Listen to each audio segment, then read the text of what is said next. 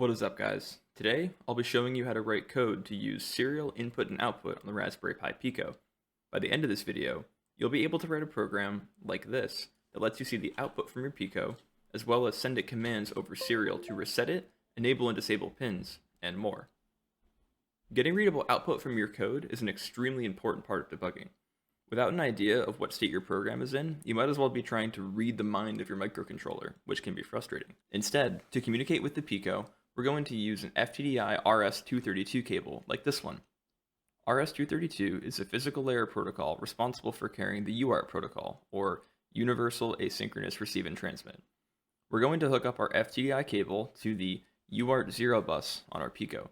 UART0 is the default bus used for standard input and output, or standard I/O, when we write code. Calls to functions like printf, scanf, etc. use this bus. The way we're going to wire our FTDI cable to the Pico is as follows. The orange cable, or host receive, is going to go to pin 2. The yellow cable, or host transmit, is going to go to pin 1. And then finally, the black cable, for ground, will go to pin 3. Having a common ground between devices is extremely important. Without it, it's likely that your devices won't be able to understand what the other one is saying, so it's important to not skip this step. Here, you can see I have my Pico wired the same way. The FTDI cable is plugged into the UART0 bus for serial communications, and the micro USB cable is plugged in so that I can program the device. On my Linux workstation, when I plug in the FTDI USB cable, it populates as /dev/tty USB0. To communicate with it, we need to use a program able to open serial devices. I use Minicom. To install it, type sudo apt install minicom. Once it's installed, run sudo minicom $D/dev/tty USB0. Once inside Minicom, you need to press Ctrl+A, then O to go to the options menu. Select serial port setup, then press F, and this disables hardware flow control so you can type to the Pico. Alright, now that we have the serial port hooked up, let's write some code. By the way, I'll be posting all this code onto the channel's GitHub. Check the link in the description for that. Also, I noticed that 90% of my viewers are not subscribed. If you're not subscribed right now, do me a favor, hit that sub button. I'd really appreciate it. Step 1, we need to confirm that we can actually get output from the device. Remember, like I said, all standard output and input goes to the UART terminal we have hooked up. So we can literally just type printf in our code, and we in theory should get output to the terminal. Let's try that real quick.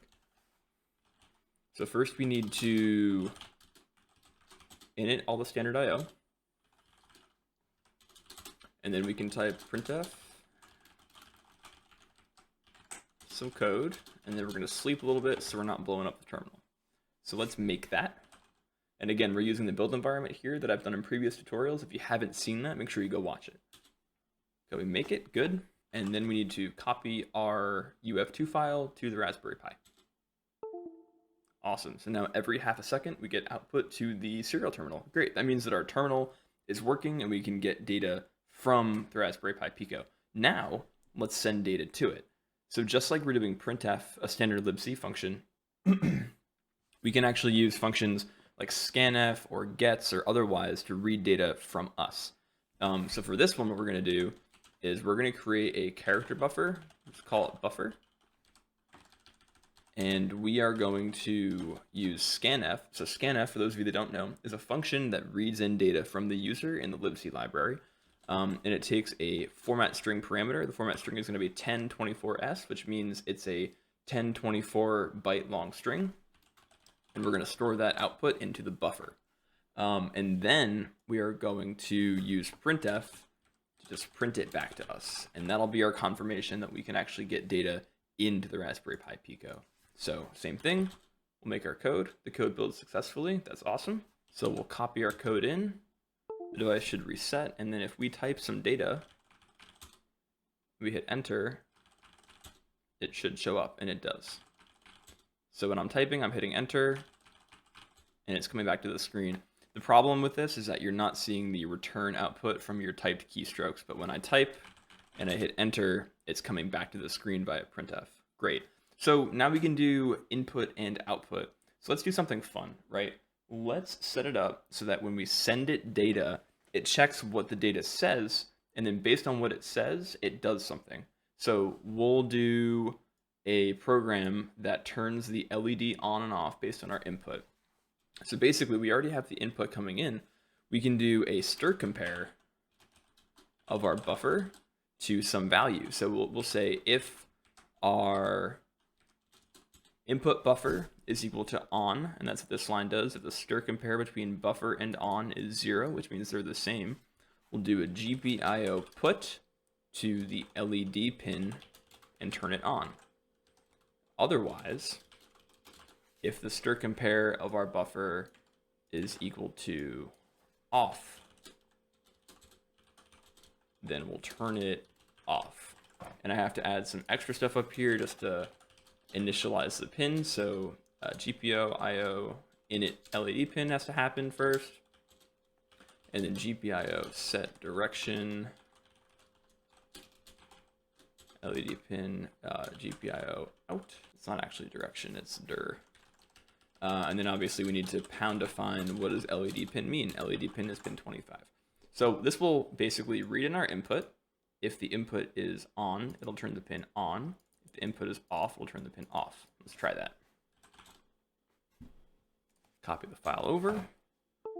Okay, we should be able to type data and get it back. So if I type on, enter, the light comes on. If I type OFF, enter, light goes off. The problem here is I deleted the printf, so you can't see what I'm actually typing, but I promise you I'm typing on, light goes on. I'm typing off, light goes off. Pretty cool. And then one more thing we can do, we can add another if-else statement to this stir compare. And if it says reboot, we can do a reset USB boot. And what this will actually do is put the Raspberry Pi Pico into its programming mode. So I can tell it to reboot, and that'll enable me to reprogram it without me having to unplug it. Oh, so to use the reset boot function, we need to actually add something.